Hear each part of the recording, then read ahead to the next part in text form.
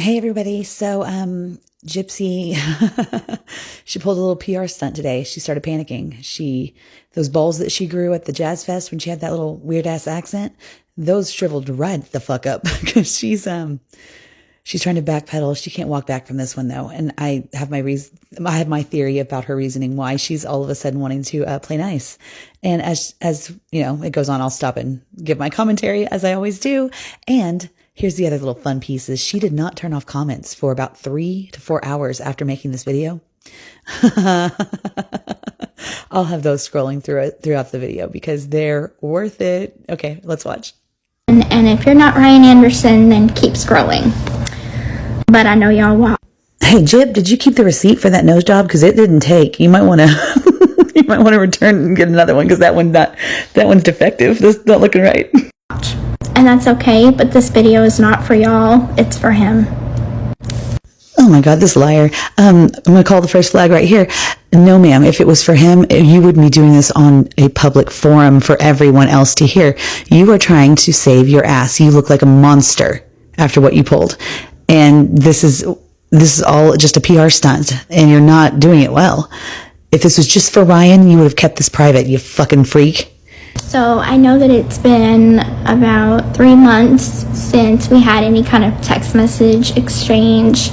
And I know it's been... There's her first not so subtle hint. She's dropping that for Ken, so Ken stops being mad at her, I'm sure. It's been 3 months since, she's just saying that just to reiterate that Ken, I'm not texting him every Friday for the Fire D. I'm not.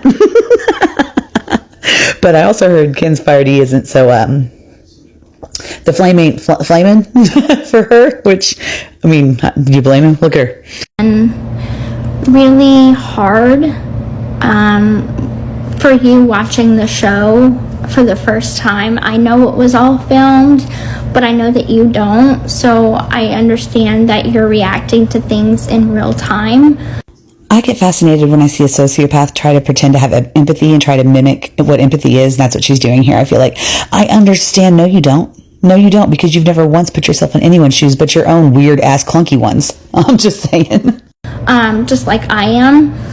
So I'm sorry for not giving you that grace. I do want to say, like, this is going to be kind of a long video of me just putting out.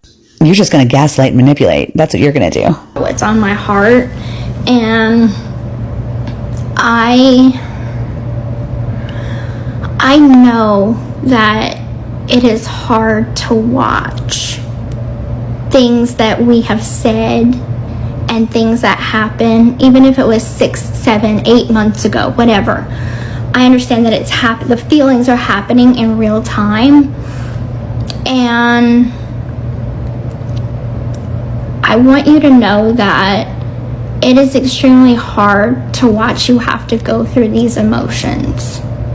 See, this is that schmurderer side of her. This is a sociopath trying to mimic emotions and empathy and being able to have real understanding of what another person could go through. She can't do that naturally. She's trying to mimic it. And you can tell she's working real hard at it.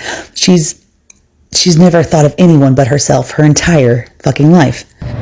And I understand that when you are doing live streams, you're speaking your truth. You're speaking your mind and your peace. And I'm never going to filter you for doing that. But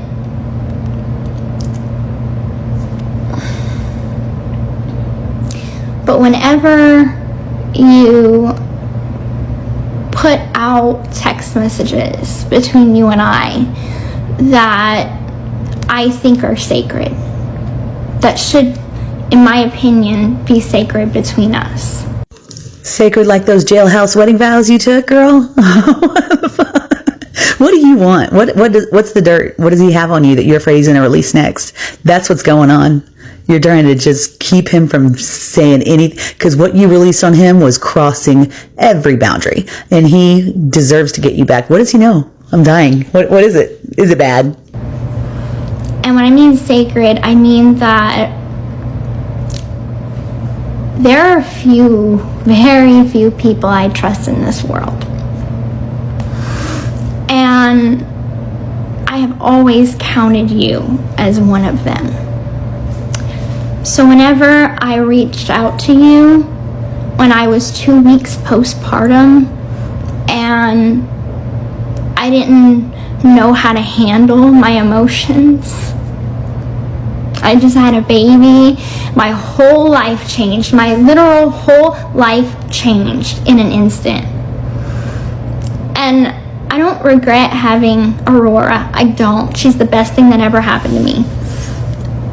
Does anyone else think that's kind of a weird thing to say right there? Just didn't really fit in the context of her sentence. I don't regret having Aurora. Well, okay, now are you sure? Because we didn't think so, but now we do. What the fuck? But I leaned on you. I leaned on you because I trust you.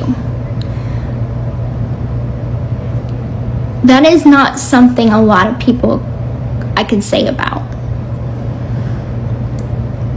When I felt distant from Ken during those first few weeks postpartum, I vented to you.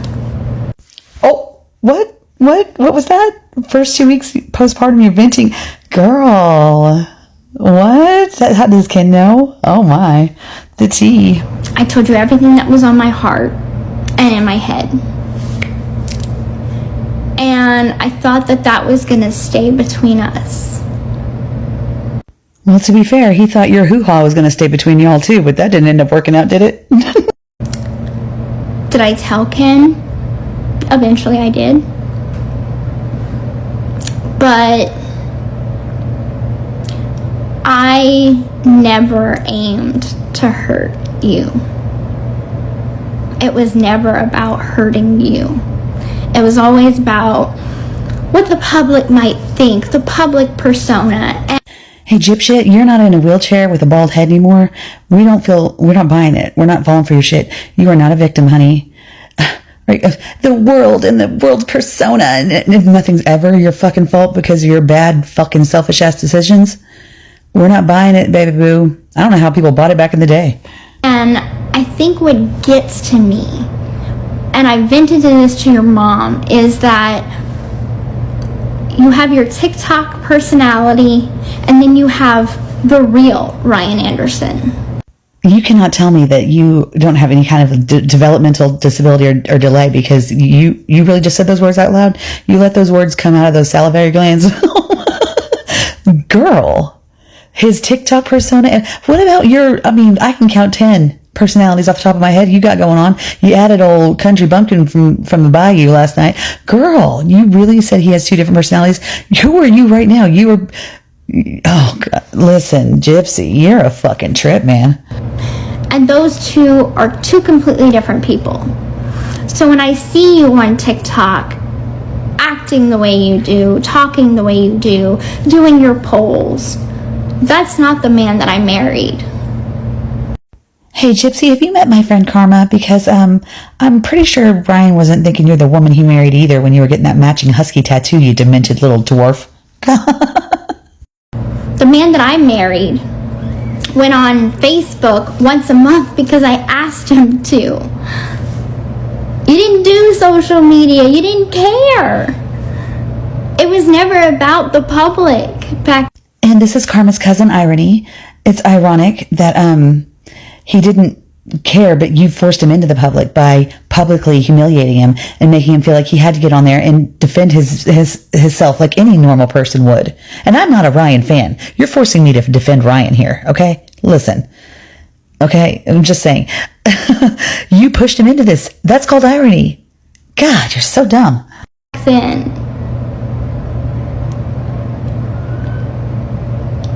And it's so hard to see what you have become. So yeah, I get mad, I get frustrated, I get angry because I know that that's not you. Well, he learned from the best. You taught him well. Also, what does he have on you? What is it? I need to know. I'm dying over here. What's the secret? You got real tears. You're scared to death he's going to say, is it something kinky? Is something weird sexual? What is it? Tell me. Where's the person that came to visit me when we had an argument and I told you don't come, and then you showed up anyway? If if I had to guess, that person got tired of being walked all over and his heart played with, and he's over at Amber J's house hanging out right about now. That's where I'd guess he is.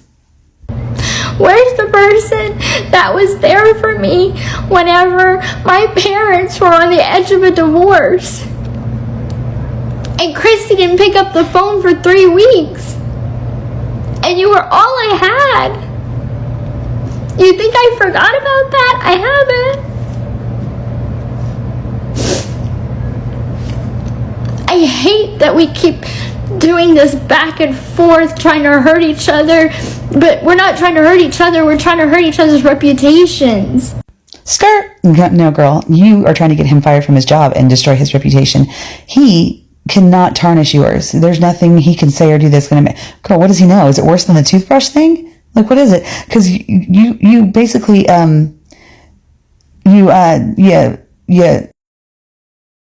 your mom. I mean, I'm whispering because, I don't know if the bots are listening. Girl, what can he really... what can he say that's going to make it worse than what we already know about you? We've seen the FOIA fucking evidence. Girl, you a psycho. I hate the fact that we are trying to be at war with each other. But I know I just want the best for you. I want you to be happy. I want you to move on. I want you to move on with someone that's going to make you happy, that's going to love you like you should be loved. Gypsy, bullshit the fans, not the players, okay? You're so full of it. You are stringing him along because you want him as a failsafe for when Ken finally gets sick of your ass and goes and finds his own Ken. Right? Right. The way you treat Ryan is the way Ken treats you. Again, irony. And you just want a backup plan. And you say you have all these men that talk to you all the time, but most of them are trolls, and then the ones that do exist, they're just in it for, clout. So yeah, that Ryan was the best thing you ever could get as far as like stability and somebody that actually loved you, and you fucked it up. So just let him be. You're still gaslighting and trying to keep him strung along like a little puppy. You're such a bitch. And I know that it's hard because I get it. I did you wrong, and I'm sorry for that. But every time we would text each other, every time we would talk on the phone, you wouldn't really bring that up. We were civil, if not even friendly. So yeah, I am sorry that in all of this confusion and anger and disappointment, that seeing that text message that you released, for what? For what? Because you wanted to show that you are the truth teller on TikTok? Well, that hurt my trust. And so yes, in turn, I put out personal information of yours that I knew that you didn't want out there. And it was wrong, and it was below the belt, and it was too far, and I'm sorry. Man, it's got to be something real juicy. Is it about the case? Is it damning evidence that could get you federally charged and put back in jail or prison? What is it? What does he know? Because this is a show you're putting on, honey. I truly am sorry.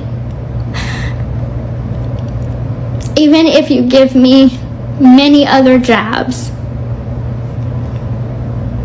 I won't put out anything else about you. I believe that about as much as I believe that Lori's never going to go live again. Lie, skirt. Things that'll never happen for 200, Alex. She will. She'll jab him probably before he does back to her. She will. I'm not going to try to hurt you. I know that in your heart you care about me. I know in your heart that you are a good person. And I'm just sorry. You fell in love with a piece of shit like me. Oh, for fuck's sake, Gypsy, stop it. I mean, you haven't cried like that since you were told you're a Hufflepuff and not a Gryffindor. Get the fuck out of here.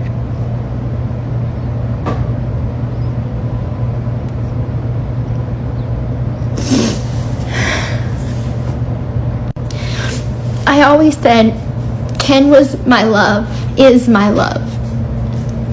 But you were my comfort. You were my safe place because I knew that you never would hurt me. Which makes it even more fucked up that you did what you did to him, you fucking psycho. Also, I've heard this somewhere. This is in the beginner's acting book of monologues, isn't it? Well, I'll give it to you. You are a better reader now. I think doing the audio for the book helped a little bit, so good for you. But this is a script all day. This isn't you. Not at all. And I'm just tired of this war, and I want it to end. I don't know what you think the alternative could be between you and I.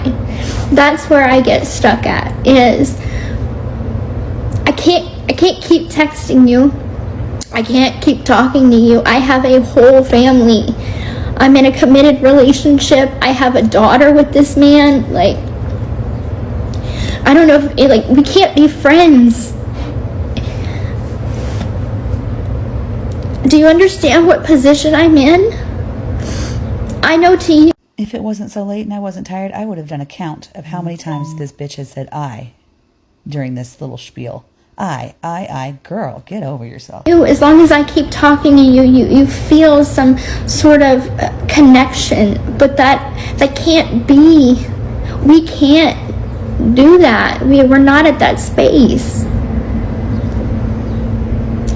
All I can do is wish you the best, and I know that is finite, and that's definite. And I know this is all sinking in, that it's really the end now. You are a 30-something-year-old woman doing this on social media public, like you're 12 or 13 years old breaking up with your little girlfriends giggling in the background. Girl, you have zero respect for this man. This is like a kick in his face. But you will always have a place in my heart, and we will always have those good memories together. But that has to be it. Some people come in our lives for a season, others for a reason. What? Okay, chicken soup for the soul. Thanks for that little... Did you find that stitched on a pillow somewhere? Get the fuck out. Gypsy, just shut the fuck up. And the reason you came in my life was to show me that I need to be a better person. Well, that was our episode of Mind of a Killer, and listen, she's trying to keep something under wraps. So hopefully we find out what it is. I'm dying to know. The pettiness in me is just seething. Also, Ryan, you lucked out. You dodged a bullet. You really did. You and Amber go live happily ever after. I love Amber. She's hilarious. Anyway, everyone have a great night.